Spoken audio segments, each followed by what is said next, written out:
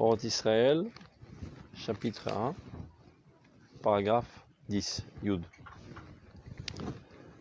Amarchavot, וההרגשות הבאות מכוח ההערה האלוהית הכללית. כן, אורות ישראל. מצאת? זה בסוף הספר, אורות ישראל. פרק א', פסקה י'. המחשבות וההרגשות הבאות מכוח ההערה האלוהית הכללית אינן מתקבלות מכנסת ישראל לשאת פרי וענף ולגדל גידולים יפים ומתקיימים, כי כשהם באים מורכבים ברעיונות העצמיים של כנסת ישראל עצמה, של טבע האומה במהותה הפנימית. וההרמוניה הגמורה בין אלה ההשפעות הן דרגות של הייחוד השלם. ייחוד קודשא בריחו ושכינתה, שאין הכל אליו נשואות. Alors de quoi s'agit-il?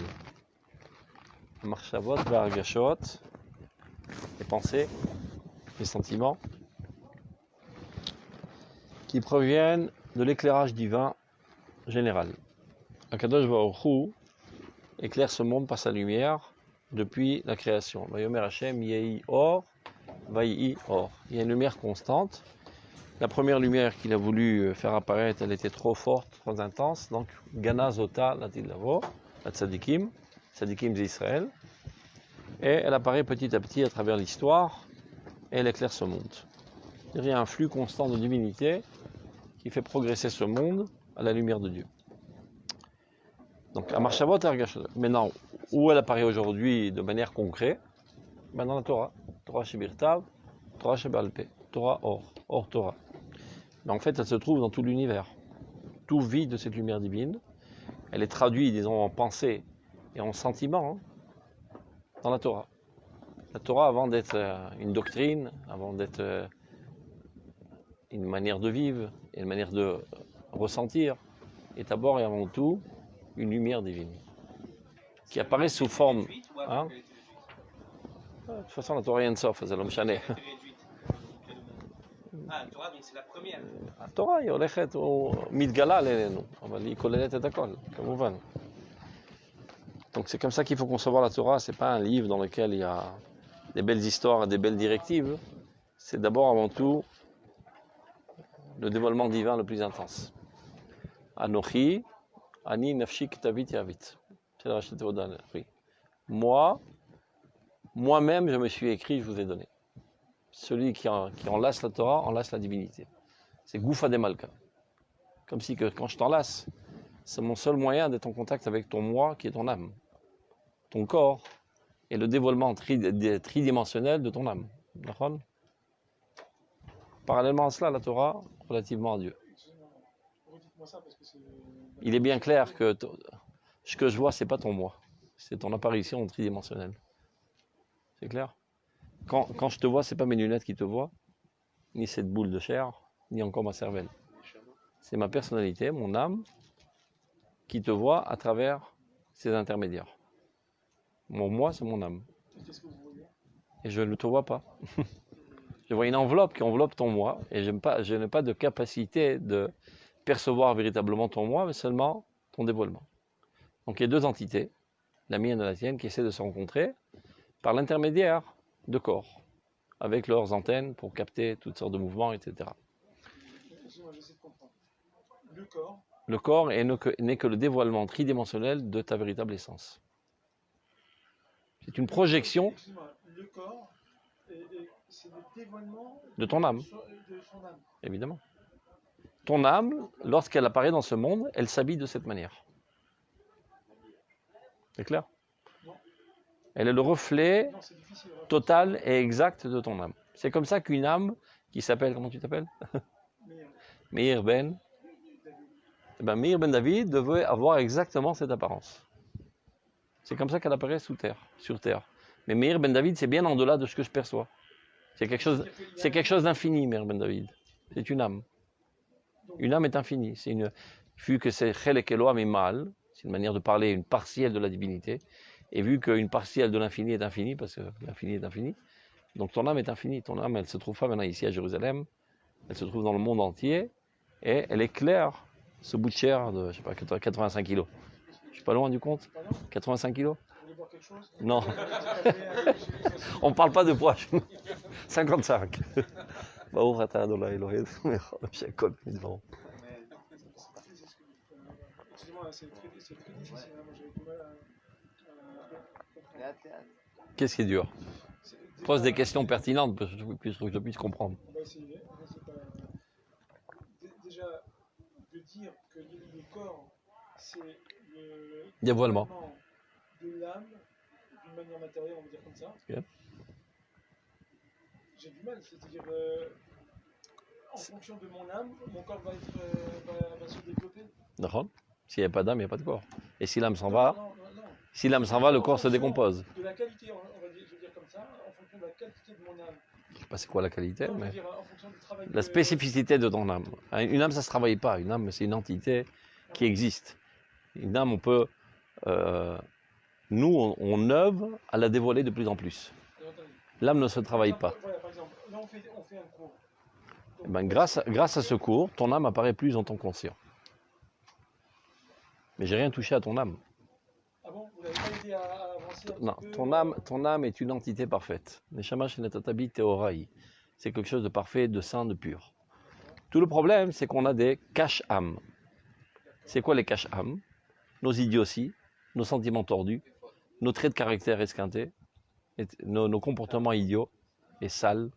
Tout ça sont des nuages qui cachent le dévoilement de notre âme. À chaque fois qu'on va étudier, Alors, tu avais une idée idiote, je l'ai remis en place, il y a une idée normale maintenant. Et donc ton âme peut apparaître. Je permets à ton âme d'apparaître. On enlève les caches.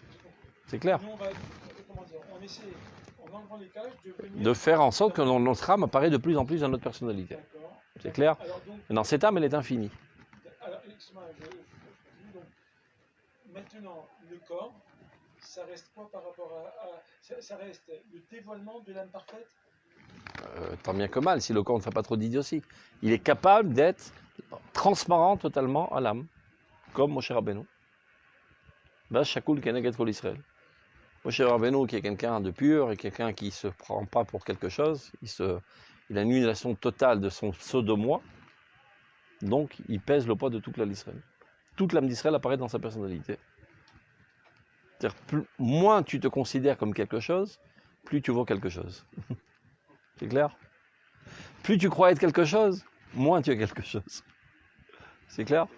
C'est-à-dire, la Gahava fait en sorte qu'il ne reste plus qu'en toi ce que tu crois, ce que tu es. Alors qu'est-ce que tu es? Ben, j'ai des beaux biceps, j'ai beaucoup d'argent, j'ai une belle bagnole. Bon, c'est toi, c'est ça toute ta personnalité. Je dis tout ça sans aucune importance. Alors je deviens transparent, je m'annule. Qu'est-ce qui reste en moi? Que mon âme. Et c'est quoi mon âme? C'est le rayonnement de l'âme collective du peuple d'Israël qui est éternelle. C'est la Shrina elle-même. Ani va'u oshiana, Ani zeshem Shrina. Ani, c'est la Shrina. Donc plus tu es un âme, plus tu es modeste, plus tu te considères comme un moins que rien en tant que personnalité individuelle. Et toute ta force ne devient que de la force collective, nationale, éternelle du peuple d'Israël. Et c'est ça ce que tu t'efforces constamment d'exprimer, plus véritablement tu deviens grand. C'est clair? Donc enlevons les caches. C'est ça tout notre travail dans ce monde-là. Midot Tovot, Midot Raot, ça cache. Midot Tovot, transparence. Maasim Raïm, ça cache. Maasim Tovim, transparence. C'est clair? Les conceptions erronées, cache. Conception juste, transparence. Sentiments idiots, par exemple, j'aime pas les juifs, j'aime pas Dieu, j'aime pas Eretz Israël, c'est un cache. J'aime, etc. Dans tous les domaines de notre personnalité, la Torah a son mot à dire comment parfaire notre personnalité. Nous ne sommes pas des robots qui seulement devons adhérer à un comportement. C'est au niveau du comportement, des pensées, des sentiments, des aspirations, de l'imagination, de toutes les forces de ma personnalité. Toutes doivent être au point pour permettre le dévoilement optimal de mon âme. Et c'est ce qui s'appelle Dvekut B'Hashem. C'est clair? Jusqu'à là, c'est...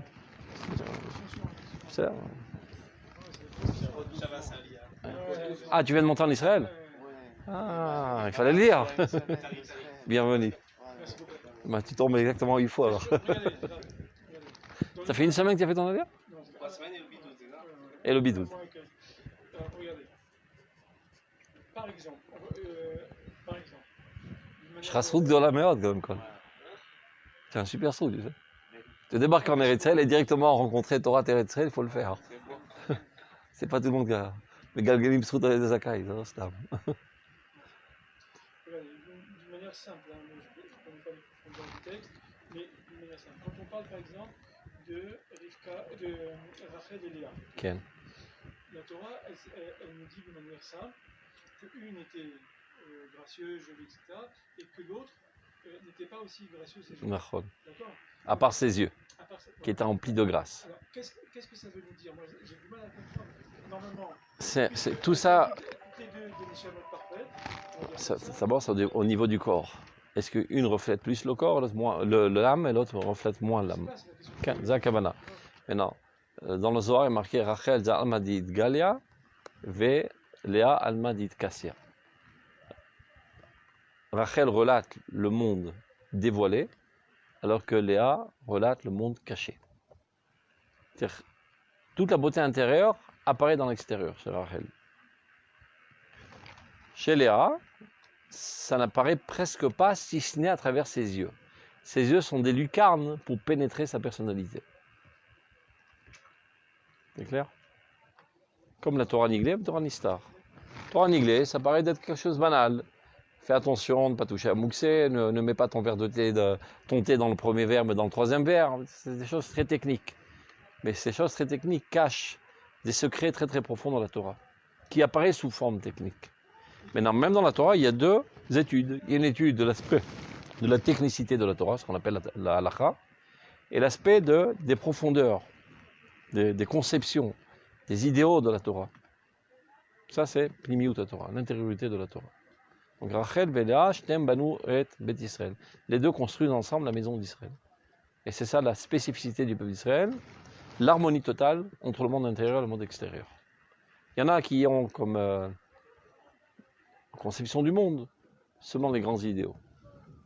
Ça ne mène à rien. Parce qu'il faut savoir les traduire dans le concret journalier. Il y en a qui n'ont que la technicité journalière. Ça aussi, ça ne sert à rien. Parce qu'ils ne savent pas quel cap prendre. Donc ils font du surplace très souvent. L'harmonie entre les deux, c'est ce que la Torah propose. C'est clair? Top. On continue. Donc, Amarchavot et Argashot. Tous les pensées qui proviennent de Dieu, il faut savoir. Qui apparaissent sous forme de pensées et de sentiments dans la Torah. Abaot, Mikoach et Hara Elokit Aklalik, qui proviennent tous de ce rayonnement divin général. Et l'un mitkablot B'Knesset Israël, la sept prix Anaf, ne peuvent avoir on va dire une influence sur Israël jusqu'à en faire apparaître des fruits, des branches. Ça veut dire qu'il y a un certain accouplement qui se fait entre la lumière de la Torah et la lumière de l'âme d'Israël. C'est pas par exemple qu'on appelle Piria Verivia Batorah. Piria Verivia, c'est mettre au monde un enfant. Chaque fois que tu étudies la Torah, il y a une troisième existence qui se crée. Il y a la lumière de la Torah, la lumière de ton âme qui s'accouple. Et ça crée une nouvelle existence dans ce monde. Maintenant, ceci ne peut avoir lieu, c'est exactement de ce dont on parle, qu'avec l'âme d'Israël. Tu pourrais dire, si la Torah, elle donne des bons conseils et des bonnes directives, et quoi ressentir, quoi ne pas ressentir, bon, ça pourrait marcher sur tout le monde. Sur les goïms aussi. Eh ben non. Parce qu'ils n'ont pas en eux ce potentiel adéquat à ce rayonnement divin. C'est clair? Cet accouplement harmonique entre la lumière de la Torah et la lumière qui est déjà existante dans l'âme d'Israël sans même avoir rencontré la Torah. C'est ça ce qui donne des pérotes. C'est quoi des pérotes? Ça amène les Juifs à un comportement moral, idéal, etc., qu'aucun d'autre peuple dans ce monde n'est capable d'adhérer. Ça veut dire que la Torah, avant d'être écrite sur du parchemin, elle est d'abord et avant tout gravée en lettres de feu sur l'âme d'Israël. La Torah est notre nature. Elle est aussi écrite sur le parchemin. Mais d'abord, avant tout, elle est gravée dans notre nature. Lorsqu'on lit dans le parchemin, on se recommémore ce qui est de toute manière gravé dans notre nature. Et lorsqu'on rencontre, donc, ça se met en évidence. Ça apparaît. Mais c'était toujours en état latent, potentiel. Comme, je te donne un exemple très simple. Essaye d'expliquer à un chat que 2 et 2 font 4. Même si tu lui répètes ça 4 milliards d'années, il ne saura pas le dire. Et tu prends un petit enfant, qui a 2 ans, 3 ans, ben, il n'est pas beaucoup plus intelligent qu'un chien. Il n'a rien dans le crâne, il n'a rien appris. Et voilà, miraculeusement, tu lui dis 1 fois, 2 fois, 3 fois, finalement, il comprend. Et après, il sait que 4 et 4 font 8, et que 8 et 8 font 16. Quelle est la différence? C'est que le chien avait déjà, l'enfant avait déjà une prédisposition à ce contenu. Il a un contenant adéquat à ce contenu. Il a un potentiel qui permet qu'il puisse capter la science des mathématiques, alors que le chien ne l'a pas. De même, la Torah est un contenu adéquat au contenant qui est l'âme d'Israël.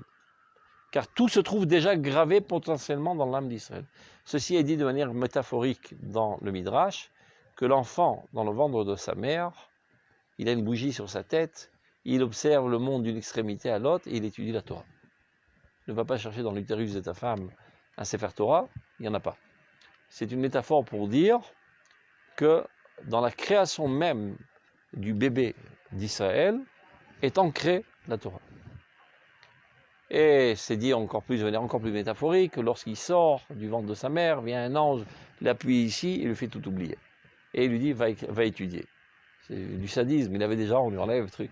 C'est pour dire que ça se trouve potentiellement, maintenant tu dois t'efforcer à recommémorer, faire monter ça, flotter ça dans ta conscience pour le faire apparaître. Donc la Torah que tu étudies ne vient que allumer les lettres éteintes qui étaient dans ton âme. C'est clair? Ce qui veut dire que cette même Torah, tu la poses sur un goy, ça ne marche pas. Non seulement ça ne marche pas, il y a une adéquation existentielle qui fait que ça le nuit et ça le tue. Goy shalama Torah hayav mita. Un goy qui tue la Torah est passible de mort. Ça ne veut pas dire qu'on le tue au beddin. Ça veut dire que c'est une surnutrition susceptible de le tuer. Comme, par exemple, toi, tu manges un steak. Ben, c'est sympa, c'est bon, ça te nourrit. Donne un steak à un petit bébé de 2 jours, ça le tue. Il n'a pas cette capacité d'intégrer cette nutrition si forte. Il faut une nutrition à son niveau. C'est ça ce qu'il est en train de dire. À Marchavot, Ve'argashot. Les pensées et les sentiments qui proviennent de Dieu et qui sont véhiculés par l'intermédiaire du message toranique, Torah Shebirtav, Torah Sheba'al Peh. Et l'un de Mitkablot, Mikleset Israël, à cette priyanaf, ils ne peuvent être intégrés dans le peuple d'Israël et donner des fruits, c'est-à-dire qu'ils amènent un comportement moral, un idéalisme, à une éternité, à une capacité de vaincre tous les problèmes, d'être immortel, de survivre tous les pogroms. Il y aurait énormément de phénomènes très bizarroïdes dans ce peuple. C'est ça les fruits.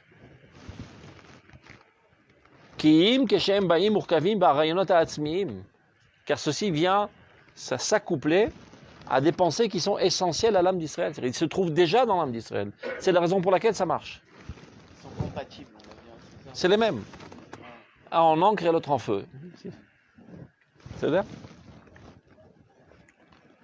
Shel Teva Uma Bemahuta Penimit. Ce titre est adéquat à la nature de la nation, dans son essence la plus intérieure. D'ailleurs, le Midrash le dit. Il faut savoir lire les Midrashim, sans quoi on peut comprendre exactement le contraire. Remarquez que lorsque Dieu a voulu donner la Torah, il a d'abord présenté à Esav, les enfants d'Esav. Alors ils ont dit, qu'est-ce qui a marqué dans ta Torah? Il a marqué tu ne tueras point. Comment ça tu ne tueras point? Tu m'as tué, là je ne peux pas vivre si j'arrête de tuer. Mon essence même est d'être un assassin, comme il est dit, Al-Harbecha Tichye, tu vivras sur ton épée. Top. Alors il a changé de cap, il est allé présenter à Moab, les enfants de Moab. Ils ont dit qu'est-ce qu'il y a marqué dans ta Torah? Il y a marqué tu ne feras pas d'adultère. Grosse blague. On est né d'un adultère. Moab, c'est du père. C'est les 2 filles de l'autre qui ont couché avec leur père et c'est de là qu'on est sorti. Top. Alors Dieu est embarrassé. Manque de clients, il va chez les Arabes. Les enfants d'Ishmaël. Qu'est-ce qui a marqué dans la Torah? Tu ne voleras point. Alors là, ça c'est la grosse blague du siècle. On est des voleurs dans l'âme. Père et Adam, on est considéré comme un homme sauvage, ou plus exactement, un sauvage homme. Il n'y a pas marqué Adam Péré, mais Péré Adam. Un sauvage avec une allure humaine. Et il est dit, il y a Dobakol Vet Kolbo. Sama se trouve un petit peu partout. Kleptomane dans son nature. Donc la Torah, c'est pas pour nous. Donc, il n'a plus le choix, alors il va chez les Juifs. Il ne pose pas de question que c'est marqué, on prend tout de suite. Là, c'est Benishma. Donc on aurait pu comprendre que Dieu est embarrassé, il a cherché, et par hasard, c'est tombé sur le peuple d'Israël. Ben, le Maral explique, ça veut dire exactement le contraire. Par ce Midrash, Chazal vient de nous dire que la Torah a une adéquation totale qu'au peuple d'Israël. Sinon, comment se fait-il que Dafka à Esav, il leur a dit Lotirtzach? Il aurait pu leur dire, je sais pas, Lotignov, ou bien il aurait pu leur dire Lotinaf. Il a Dafka cherché l'antagonisme de cette essence. Et de même aux Arabes, il aurait pu leur dire tu respecteras ton père et ta mère. On sait très bien qu'ils sont très respectueux de leurs parents. Alors peut-être il aurait pu les embobiner, ils auraient pris la Torah. Non, il a Dafka cherché l'antagonisme, pour dire que la Torah, dans toute son entité, est totalement antagonisme à cette nation. Et le peuple d'Israël ne pose même pas de questions. Et le peuple d'Israël non plus ne pose pas de questions. Parce que c'est totalement adéquat. C'est ça ce que le Midrash vient enseigner. C'est clair? Donc à harmonia, il dit le mot, cette harmonie parfaite entre ces deux influences, c'est-à-dire que tu es influencé de l'extérieur et de l'intérieur. Ton corps, on va dire, est attaqué par deux lumières. Une lumière extérieure de la Torah que tu écoutes par tes oreilles, que tu perçois par le message de la Torah, et une lumière intérieure de ton âme qui fait de tout pour pousser et pour apparaître. Et c'est comme ça qu'on épure le corps, il devient transparent, et il y a un accouplement entre ces deux lumières. Donc, harmonia gemura. Ceci réalise le yichud shalem, dont on a parlé dans la pisca précédente. Yichud kudsha berichu vishrinte. Le yichud de kudsha berichu d'Akadosh Baruch Hu qui apparaît dans la lumière cosmique, qui apparaît sous forme de message dans la Torah, et dans la lumière qui se trouve dans l'âme d'Israël, qui s'appelle la Shrina, ou qui s'appelle Knesset d'Israël. Chez Nekol Elav Nesuot, c'est à cela que nous aspirons tous, à cette union parfaite entre ce que la Torah vient nous enseigner et la Torah qui se trouve en nous, qui se réunissent l'un avec l'autre. Sur ce, il y a une histoire du Ramban, très célèbre. Le Ramban écrit que, vu que la Torah est totalement adéquate au peuple d'Israël, si par hasard un juif irait se christianiser, sans aucun doute qu'il n'est pas misère à Israël. Il ne vient pas de la descendance du peuple d'Israël. C'est comme ça qu'il a écrit. Manque de peau. Après quelque temps, son fils est christianisé. Du Ramban. Non. Donc les chrétiens sont frottés les mains. Le pape lui-même invite le Ramban. Il dit, qu'est-ce qu'il y a écrit dans ton livre? Alors maintenant, quelle explication tu peux donner? Alors il a commencé à pleurer à chaudes larmes. Il est rentré chez lui à la maison, il n'a pas arrêté de pleurer. Il n'a pas pleuré du fait que son fils est christianisé, mais il a pleuré du fait que la Torah, maintenant, il mechoulelet, que ce qu'il a écrit est devenu à la risée des goïms. Donc il était à terre en train de pleurer, sans manger, sans boire, pendant des jours et des jours. Jusqu'à que sa femme a eu pitié de lui. Elle est venue l'avouer qu'un jour, elle sortait du mikvé, elle s'est fait attraper par un des gouverneurs Goy, qui était un des ministres de ce roi-là qu'il avait appelé, et qui l'a violée. Et ce jour-là, elle lui a mordu le pouce, et elle a gardé le pouce en main. Le Rambam a éclaté de joie de savoir que sa femme s'était violée, de savoir que ce qu'il avait dit était vrai, que son fils n'était pas son fils. Là, il retourne chez le roi, il lui dit va chercher ce prince-là et vois s'il ne lui manque pas un doigt. Le prince arrive, le ministre arrive, il avait des gants. Il lui dit vous pouvez enlever vos gants, monsieur? Le roi non, il n'en est pas question. Alors il envoie ses serviteurs, il enlève de force le gant, il voit qu'il manquait un doigt. Mais Torah t'émet, mais divrei chachamim émet. La Torah est adéquate au peuple d'Israël. C'est son âme. Il ne peut pas sans la Torah. Et si quelqu'un abandonne le peuple d'Israël, va chercher dans ses antécédents. Je ne dis pas quelqu'un qui abandonne Shabbat, etc., qui a perdu la tête pour des idioties. Vous sonnez un Tam Israël. Il ne veut pas le peuple d'Israël, il abandonne la Torah, il se christianise. Va chercher dans ses antécédents, Kanireh ou l'homme Israël. Car Homer Ramban. Parce que c'est la même chose la Torah, l'âme d'Israël, l'âme de la Torah. L'inverse c'est pareil. Vadaï. Tu mets exactement le point sur la question que la Gemara pose. Les Guérim. Il y a marqué Israël Shamdu Bar Sinai Paskazu Hamatan. Le serpent a fait pénétrer une impureté dans Chava. Et l'humanité a été impurifiée depuis lors. Arrivé au pied du mont Sinaï, il y a eu une intervention divine qui a purifié ce groupe humain qui s'appelle le peuple d'Israël pour le rendre apte à recevoir la Torah. Donc ça, c'est la construction du cli, du contenant. Et donc Israël, Shamdu Bar Sinai, Yecholim Kabel Torah. Miyad, la Gemara objecte ce que tu objectes. Alors les Guérim, répond la Gemara, Mazalayu Ayusham. Leur âme des Guérim était déjà là-bas. Les Guérim, en fait, sont des Juifs. Ce sont des âmes juives qui, selon les secrets divins, à travers l'histoire, ils atterrissent dans l'utérus d'une femme goy, dans une ovule goy. Après, ils commencent à évoluer dans leur famille et ils se sentent mal dans leur peau. Et donc, ils sentent une certaine attirance, si c'est en dehors d'Israël, vers la communauté juive, à la synagogue, etc. Si c'est en Eretz d'Israël, envers le peuple d'Israël, l'État d'Israël, peu importe, dans l'armée d'Israël, ils se sentent profondément concernés. Mais nous, on n'a pas de... Comment dire, Rentgen? On n'est pas posé. Hein? Rayon X. Pour voir à travers son corps s'il a une âme juive ou pas. Donc notre seul moyen, c'est d'envoyer balader. On l'écarte. Il vient, on dit fous le camp, on ne veut pas de toi. Il revient. S'il est tellement têtu, ça prouve qu'il est juif. Pas parce que tous les juifs sont têtus. C'est-à-dire qu'il ne peut pas sans ça. Il n'est pas prêt à renoncer. Toutes les souffrances et les humiliations qu'on lui fait, il retourne tout le temps. Donc il est juif. Les gens qui pensent, il y en a qui pourraient penser, on lui a tellement cassé les pieds, alors on lui donne un pras, voilà, une compensation, voilà, on te rend juif. C'est un moyen de déceler qu'il était déjà juif. Vous savez d'accord? Top, continuons. Yud Aleph. Il y en a parfois on peut se tromper parce qu'on dit non, il a fait ça parce qu'il est tombé amoureux d'une juive. Alors il se la joue qui veut le peuple. C'est pas toujours évident. En fait, il est amoureux de l'âme d'Israël. Et ce qui lui a fait le déclic, c'est cette juive. Des fois oui, des fois non. Des fois c'est mais c'est un coup de frime. Et des fois c'est très sincère.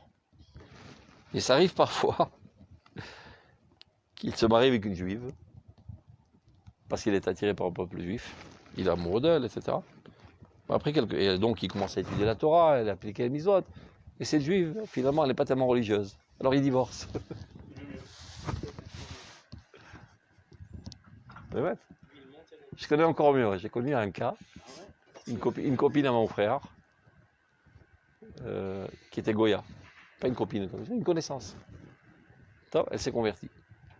Elle est devenue très religieuse, etc. Ça n'a pas tellement marché en Eretz d'Israël, elle n'a pas trouvé de boulot, elle était psychologue, etc. Donc elle est redescendue en France. Elle redescend en France, elle a un petit peu dégringolé, elle a rencontré un goy. Donc ils ont vécu ensemble.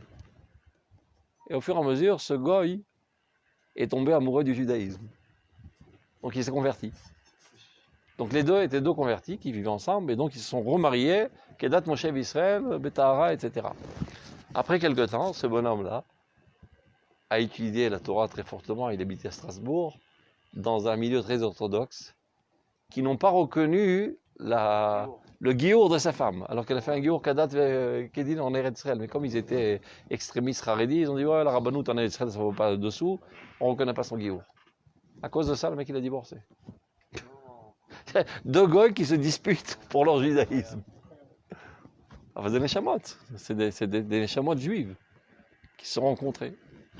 Donc il lui fallut qu'elle chute pour aller rechercher une neshama qui était dans la poubelle, elle a ramené au peuple d'Israël. Il m'a dit, Maaseh Hashem, c'est-à-dire tous les projets divins, comment ça se fait, Sod Hashem l'Ireav. Pour cette Neshama devait retourner dans le peuple d'Israël, et qu'Aniré, elle a son grain de sel à rajouter pour enrichir Knesset Israël de ses qualités. Donc, continuons. Yud Aleph. Knesset Israël, מנצחת את העולם בכוחה הרוחני, שיסודה העלייה המוסרית המוחלטת, העולה על הנטייה שברוח האדם, גם על הטובות והיותר יפות שבהן. Donc le peuple d'Israël, l'éternité d'Israël, la collectivité d'Israël, toujours vaincra le monde, sera toujours le plus fort, par sa force spirituelle, qui est fondée essentiellement sur son élévation morale absolue. On ne parle pas d'une morale relative, mais d'une morale absolue. Et qui est bien en-delà de toutes les tendances de morale qui sont basées sur une compréhension humaine. Toute morale qui est basée sur une compréhension humaine est faible. Elle ne tient pas la route, elle ne tient pas la route dans des situations de pression. Et elle est amenée à changer. En plus, C'est la vérité. rien ne dit d'abord que c'est une morale réelle. C'est un arrangement.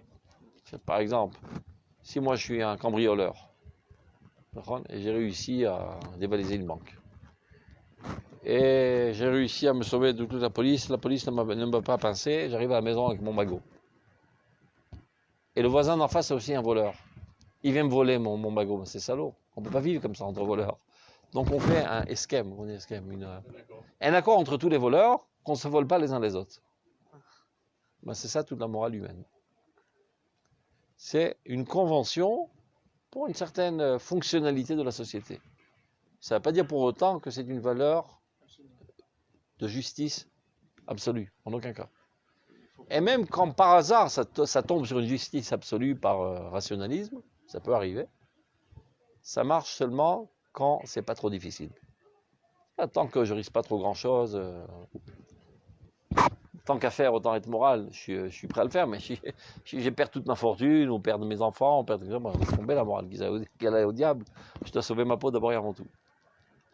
On n'a pas besoin d'aller très loin. Il y a aussi l'homosexualité avec de prendre un enfant. Eh ben, pourquoi pas, ils ont deux papas ou deux mamans. Allez, ça passe. Parce que c'est tout tristounet d'être tout seul. On prend un petit enfant et on lui scanne sa vie.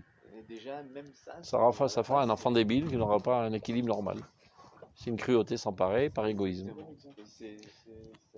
Et donc, jusqu'à il n'y a pas longtemps, dans les livres de psychologie, c'était considéré comme une maladie, l'homosexualité. Ils ont fait un lobby. Maintenant, celui qui ose dire que c'est une maladie, on le fout en tôle. Donc la morale, elle évalue selon les forces. Parce que les trucs Amara, il y a eu tellement de gens qui étaient encore moins bien après, psychologiquement, ils ont dit ça n'aide pas à votre retraite. Des fois oui, des fois non, des fois ça a marché, des fois ça a été une catastrophe. Ah, des fois ça marchait. Hein? Amara, c'est violent ou non? D'abord, ce que les gens appellent Tipoula Amara, ce n'est pas Tipoula Amara Mitim. Qu'on met d'abord les points sur les i. Tipoula Amara, ce sont des interventions chirurgicales. On disait Tipoula Amara Mitim.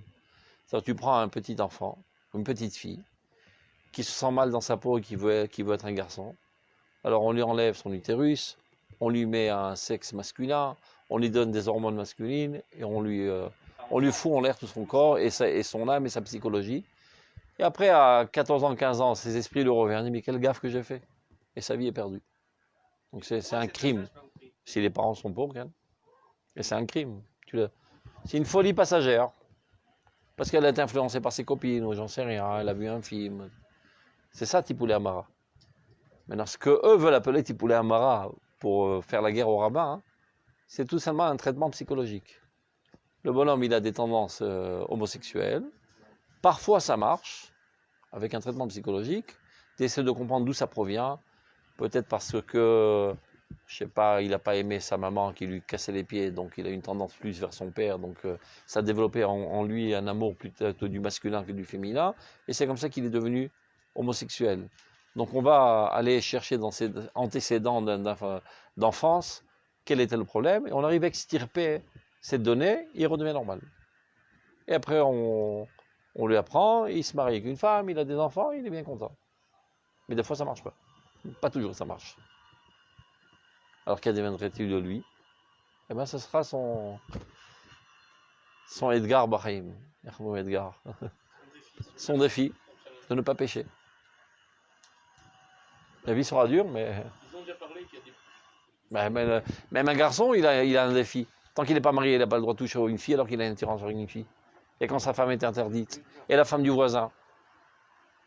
Il a pas mal d'attirance qui contrôle. Tu veux dire, au moins, il a une expression avec sa femme. Lui, même ça, il n'a pas. C'est-à-dire, chacun ses problèmes dans sa vie, chacun son défi, et chacun son mérite. Il y a des gens qui ont une tendance homosexuelle et qui sont des tzadikim gourim. Il faut le faire. On ne sait pas ce que ça veut dire.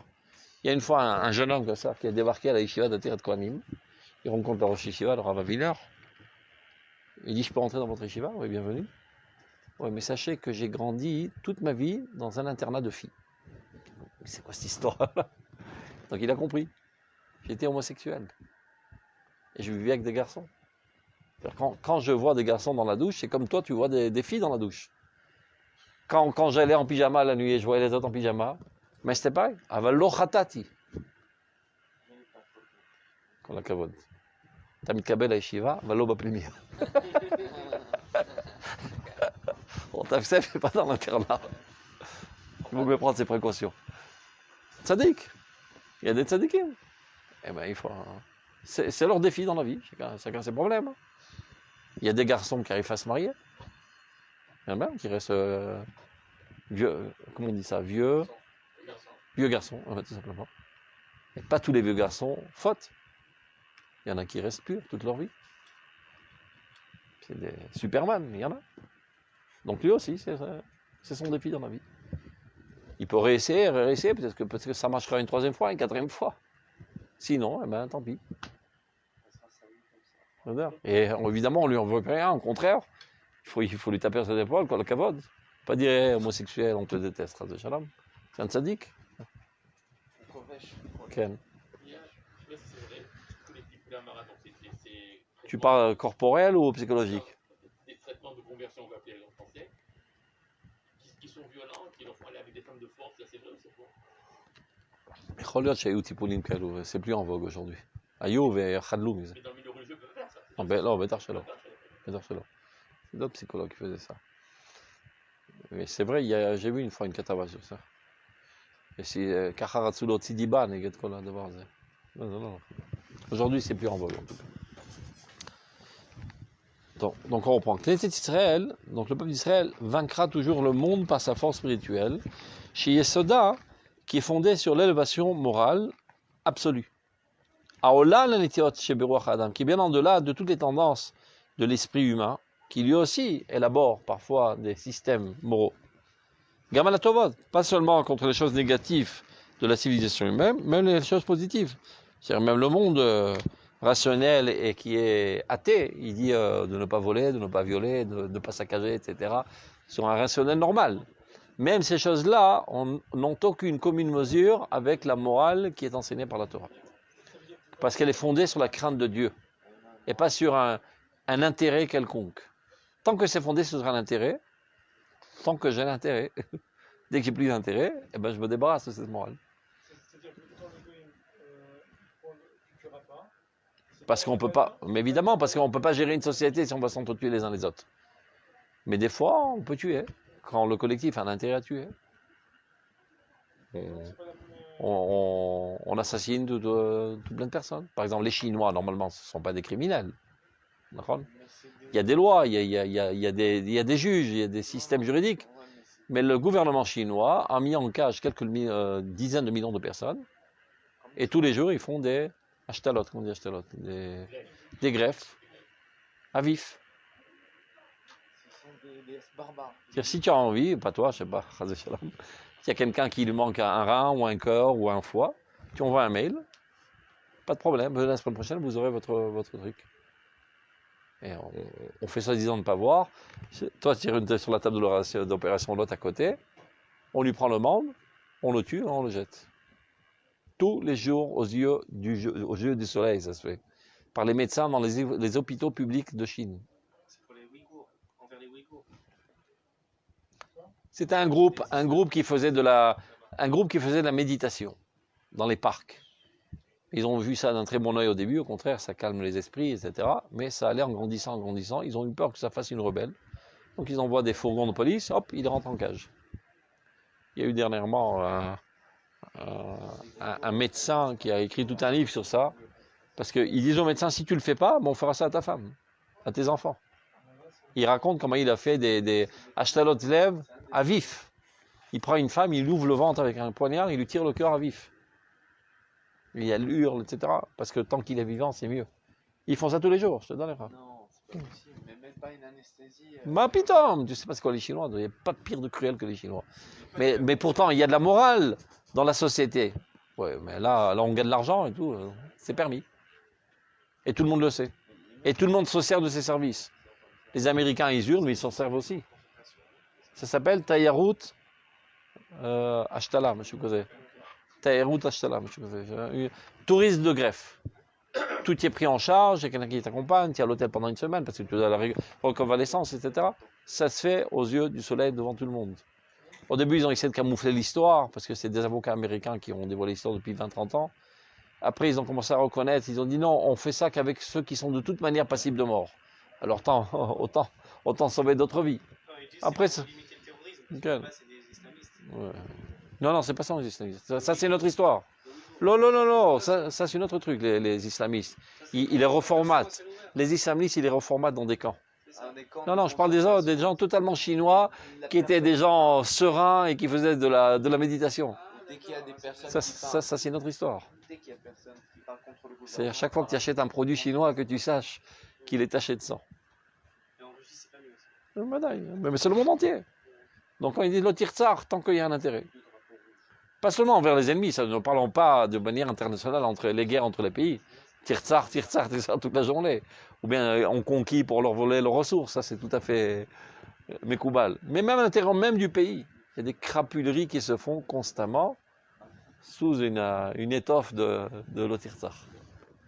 C'est-à-dire, donc c'est ça ce qui veut dire, même les choses les plus belles et les plus morales n'équivaudront jamais ce que la Torah nous demande. Mais Gala Yet Kocha, on peut continuer, c'est bon. Elle développe sa force, parce qu'on sait que nous, le monde peut être géré en delà de la nature. Elle est capable de s'expliquer, s'auto-expliquer, son existence même, par le miracle. Ça veut dire, il y en a qui disent que la nature, elle a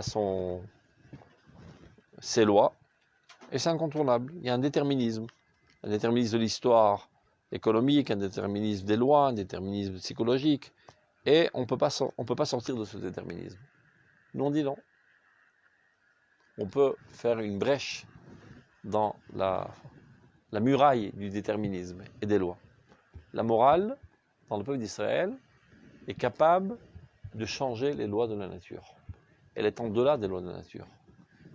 Selon les lois de la nature, disons, selon la compréhension actuelle des choses, normalement, il ne devrait pas avoir de pluie pendant les 3 mois à venir, disons. La Torah, elle dit, si vous accomplirez mes mitzvot, je vous donnerai de la pluie. Mais pourtant, selon tous les prévisions météorologiques, il ne devrait pas avoir de pluie. C'est-à-dire, et alors qu'il ne devrait pas avoir? On va à la source de l'enchaînement des causes, et on rajoute une nouvelle cause, qui est la cause morale, et qui déclenche tout un processus normal et compréhensible et physique, qui donnera de la pluie.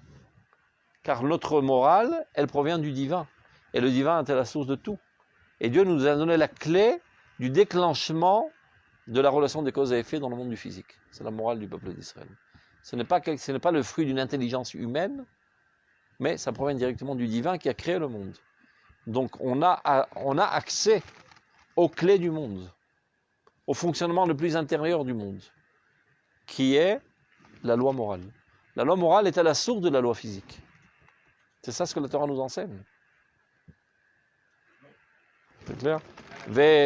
Lorsque le peuple, l'humanité commence à trop dévier de manière bancale, il y a une vengeance de la nature elle-même contre l'humanité.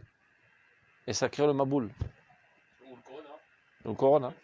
Le vadaï, c'est un Katuba Gemara. Il y a marqué dans la Gemara que de manière générale, une chaya, un animal, n'attaque pas un homme.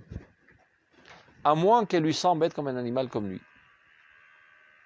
Dès que l'homme perd sa dimension humaine et commence à se comporter comme un animal, eh ben l'animal le perçoit et il attaque.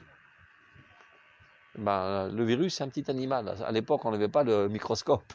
C'est un petit truc invisible qui, jusqu'à présent, n'attaquait que les animaux. Le corona existe depuis bien longtemps, mais ne s'attaquait qu'aux animaux. Depuis qu'a commencé toutes ces histoires de homosexuels, lesbiotes, etc., où on a ébranlé la cellule familiale normale et les fondements les plus humains, on les remet en question et on essaie de reformater l'humanité de manière qu'elle vive comme les animaux. Mamache. Les animaux, il n'y a pas de cellule familiale. Chaque fois qu'il y a un élan, un instinct sexuel, tu rencontres une femelle et c'est parti. Ben, c'est exactement à cela qu'ils veulent amener l'humanité aujourd'hui. Ça ne se fait pas par hasard, ne croyez pas que c'est fait par hasard. Il y a des grosses têtes qui travaillent derrière les coulisses, qui œuvrent nuit et jour pour reformater l'humanité et effacer totalement ce concept de la cellule familiale. Donc on redescend au niveau animal. Ben, le corona se rend compte qu'il y a encore 6 milliards d'animaux qui commencent à apparaître, donc on a encore des clients. Il attaque. Hein? Théodore Sharafta Obatzmo, qui lui a dit toutes ces théories, il est tombé malade du corona, il a dit Bila Shelom Aspik Machiti. J'ai pas assez secoué les esprits. Alors que lui, ça fait 20 ans qu'il parle de cela. Sur tous les podiums possibles et imaginables, il ne parle que de ça depuis 20 ans. La guerre contre cette catastrophe de volonté de reformater l'humanité, de lui faire perdre ses fondements moraux les plus élémentaires. Jusqu'à présent, jusqu'à 20 ans, 30 ans, de manière instinctive, l'humanité ressentait que c'était des choses bizarres, ces trucs-là. Et il y avait même un dédain émotionnel envers ces choses. Ils ont réussi tellement bien à travailler que non sans plus, il n'y a plus de dédain émotionnel, il y a ce qui s'appelle une achala, on est prêt à les comprendre parmi nous, et même une certaine affection. Et évidemment, une haine très forte contre ceux qui sont contre. Donc ils ont réussi à renverser les consciences. Ça veut dire, le premier pas, le prochain pas, c'est pas seulement au niveau de la conscience, c'est que tout le monde va se comporter de la sorte. Pourquoi pas? Par curiosité, ne serait-ce que par curiosité, encore une expérience sexuelle. Toujours ma femme, ça commence à être barbant, on peut essayer avec mon voisin d'à côté. Et après, je peux essayer avec ma fille. Après, je peux essayer avec ma mère. Toutes les frontières tombent, c'est la vie, ne croyez pas que c'est une utopie ce que je suis en train de rencontrer. C'est un masloul baro. C'est vers cela que c'est vers cela qu'ils veulent arriver. C'est quoi le but? Aucun but, c'est ça exactement, qu'il n'y a pas de but dans ce monde. Ne me prenez pas la tête avec des normes morales. Il n'y a pas de morale. La morale, c'est ce que Machitov lit. Tout devient subjectif. Ça veut dire, si aujourd'hui tu donnes une conférence devant ces gens-là, et tu dis, à mon avis, la meilleure manière de vivre, pour moi du moins, c'est dans la cellule familiale de papa et maman, ils te feront rien. Ils te diront rien. Mais si tu oses dire que la norme absolue de la famille, c'est papa et maman, ils te descendront tout de suite. C'est ça le postmodernisme. Il n'y a pas de morale absolue. La morale est subjective. À condition que je ne te porte pas préjudice. Ma liberté va jusqu'à ta liberté. C'est ça tout le postmodernisme contre lequel nous sommes obligés de sortir en guerre. Très très forte. Parce que ce n'est pas un problème pour le peuple d'Israël, c'est la fin du monde. Il faut comprendre que c'est la fin du monde, ce postmodernisme.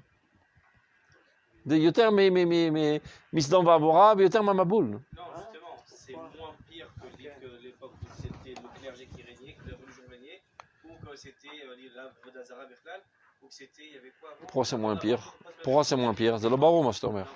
C'est le barreau.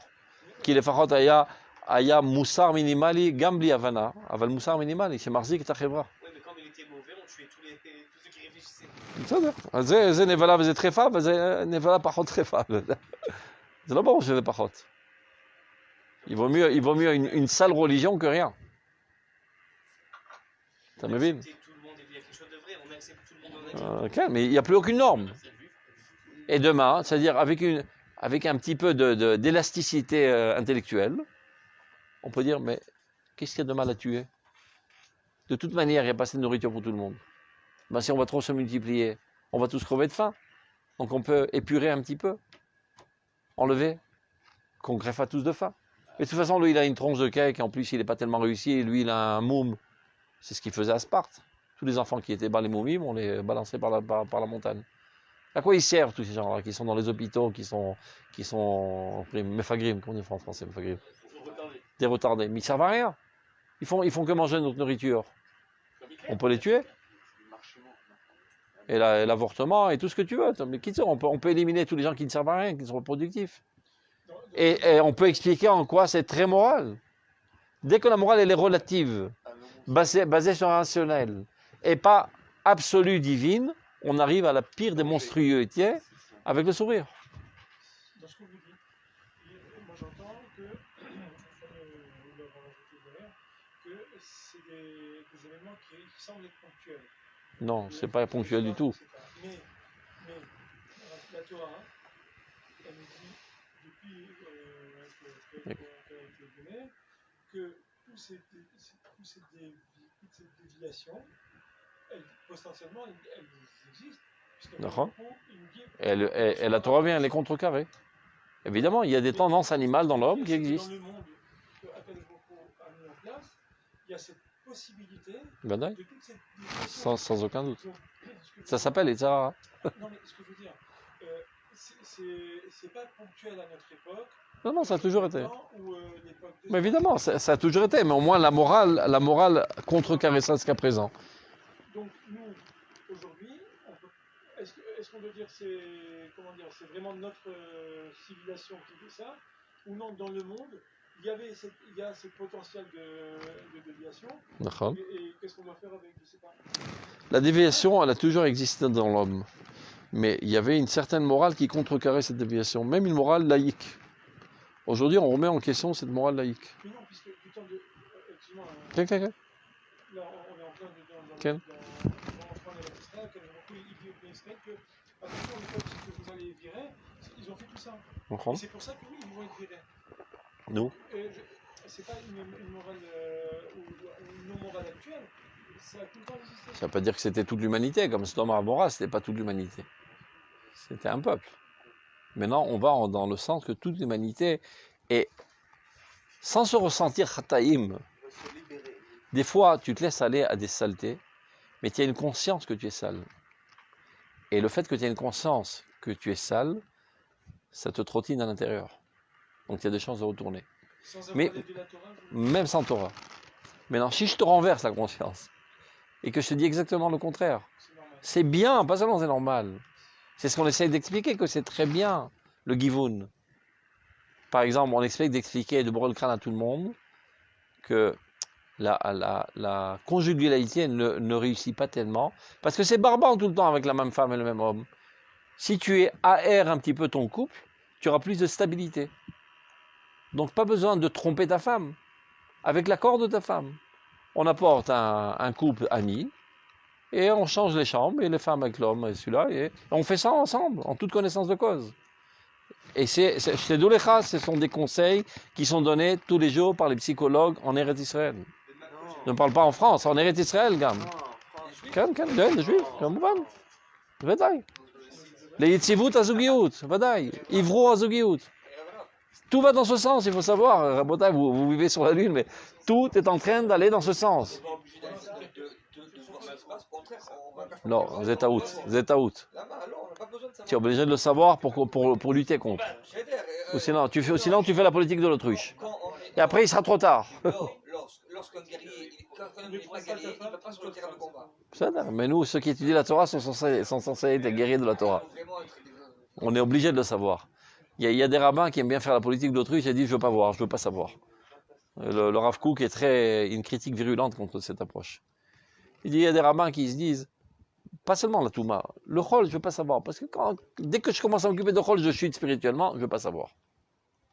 Bon, si tu t'occupes pas de toi du Chol, il y a des salauds qui vont s'occuper du Chol, il va être géré par des salauds. Et il y en a d'autres qui dit, je veux pas connaître la Touba. Je veux pas savoir qu'il y a des choses aussi horribles et de la traite des femmes et de la prostitution, la vente des enfants. Je veux pas le savoir. Ça me salit mon esprit. Et qu'est-ce que tu gagnes? Le fait que si tu le savais, tu n'aurais pas dormi la nuit. Et tu aurais lutté contre. Le fait que tu as fait, soi-disant, ne pas le savoir et faire la politique de l'autruche, ça s'est propagé davantage. Et du fait que ça s'est propagé davantage et que toi, tu es une partie intégrale de ce monde, tu couleras avec eux. Tu peux dire, moi, j'ai sauvé ma peau. C'est comme si un des membres dit, je veux pas voir que l'autre main est en train d'avaler du poison, je veux pas le voir. Non, alors, mais toi aussi, tu vas mourir. Tu es obligé d'être au courant de tout ce qui se passe et de lutter.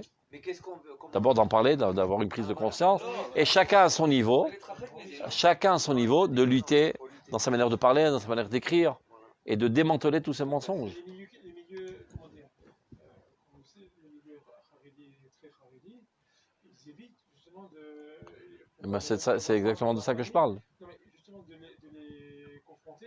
Comme il le dit, Betsedek, ça dépend qui. Un petit enfant, il ne faut pas lui montrer toutes ses saletés, ça va le faire couler. Mais quelqu'un qui a 20 ans, 30 ans et qui étudie la Torah, il ne peut pas continuer à être un petit enfant. Comme si on ne voit pas un petit enfant sur le front de bataille. Mais quelqu'un de 18 ans sur le front de bataille, mais il est tout jeune, il n'a que 18 ans. Et bien ce mec de 18 ans, c'est lui qui sauve la nation. Donc il n'est pas tellement petit enfant, à 18 ans. Pour la sécurité nationale, tu comptes sur des gosses de 18 ans. Et la sécurité spirituelle du peuple d'Israël, c'est qui les Chayalim? L'homme de la Torah. Si c'est pas l'homme de la Torah qui vont contrecarrer tous ces courants puants, ces courants qui sont en train de décomposer l'humanité entière. Alors qui va faire la guerre contre cela? Tu comptes sur qui? Sur les Kofrim? Alors c'est bien beau de se la jouer comme ça, puritain, je veux pas savoir, je veux pas voir, je veux pas connaître. Alors tu laisses le mal se propager. Tu dois être au courant de tout ce qui se passe, donc toute la saleté la plus infernale qui existe dans ce monde, et la contrecarrer de l'intérieur, de démanteler le mensonge qui en elle. Parce que les gens, ils n'ont pas toujours un esprit très aiguisé. Facilement, ils se laissent convaincre. Donc tu dois dévoiler le mensonge, la catastrophe qui est en cela. La catastrophe universelle que cela peut engendrer. Et en plus, il y a plein de mensonges, ils racontent des histoires. Ouais, on a fait une statistique, les enfants qui sont sortis d'une union homosexuelle, ils sont très bien psychologiquement. C'était mensonge.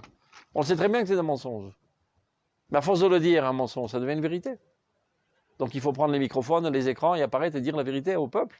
Et la vérité à l'humanité entière. On se trouve aujourd'hui sur une glissoire qui est en train d'arriver dans l'abîme. Et seule la morale divine du peuple d'Israël peut sauver la situation. Aucune morale rationnelle ne peut sauver la situation. Parce qu'on peut toujours trouver une autre explication. C'est de la démagogie. Parce qu'il y a un intérêt. Il y a toutes sortes de lobbies, et si on va ouvrir notre gueule, ils vont nous faire une force politique, on se la ferme. Les politiciens, des fois, ils sont convaincus que tout ça, c'est de la magouille. Ils ne veulent pas perdre leur siège. Tu commences à parler contre, on ne votera pas pour toi. Alors ils font des beaux sourires. On est pour tous, on est pour les homosexuels. Mais en fait, lui, il ne voudrait jamais que sa fille soit une lesbienne et que son fils soit homosexuel. En aucun cas. Mais il fait des beaux sourires pour avoir des électeurs. Parce qu'il y a des lobbies. Donc, si les Lomdei de la Torah, ils n'ont pas le cran et le courage de lutter, alors qui va faire la guerre? C'est pour ça qu'on dit la Torah.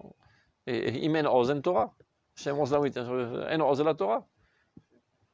Ça ne sert à rien que tu étudies toute la Torah si tu n'as pas de courage. Toute la Torah, c'est pour faire la guerre contre la Vodazara, la guerre contre le mal, éradiquer le mal à sa source. Je dois partir, on reprendra la semaine prochaine.